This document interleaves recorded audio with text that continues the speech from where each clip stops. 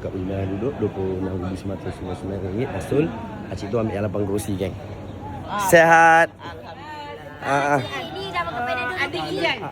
Ading Ijan. Oh ya. Ading tu Banjar. Kau Jawa ke Banjar? Saya Jawa campur Banjar. Melayu. Kalau ada adingnya. Ya. Acik pilih yang ini. Wah, ni 8 kerusi kan? Cuma bagi Acik ni boleh.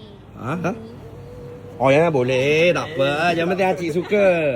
Jomlah kita nanti masuk dalam. Acik sihat Ya? Bos, minta yang besar. Yang duduk 8 orang, nampak 8 orang dalam tu. Ada ke? Tak ada lah. Betul-betul ada. Yang tu kerawang tak cantik, tak kena dengan ni. Ni plain. Plain dia satu kan? Ada satu je tadi angkat kan.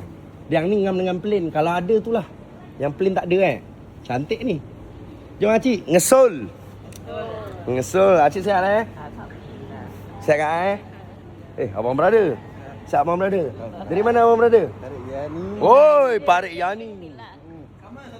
Wah. Boleh. Apa tak boleh untuk Acik? Kecil punya hal. Meja makan RM29,999 Sul.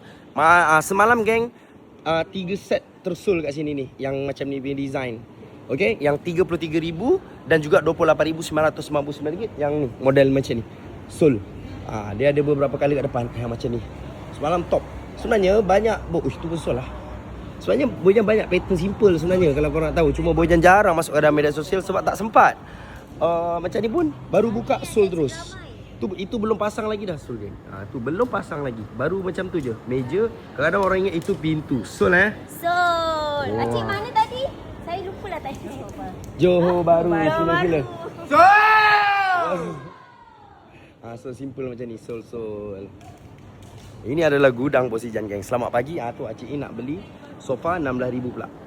Sebenarnya design tu macam model yang Jajan ada tu geng. Boleh ada serendah RM4,000 lebih full set. Tapi cubalah duduk rasa apa bezanya. Sebab untuk comparison, okay, korang jangan tengok ingat semua belah-belah ribu je. Okay, contoh sofa 18, 16 sampai tu 2,000 lebih je full set. Full set tau. 3,000 lebih full set, nampak? Dia ada banyak range harga. Korang boleh pilih sendiri korang nak yang macam mana. Ya Cik, jemput masuk. Payahlah nak buat dah lah. Tak panas kat luar?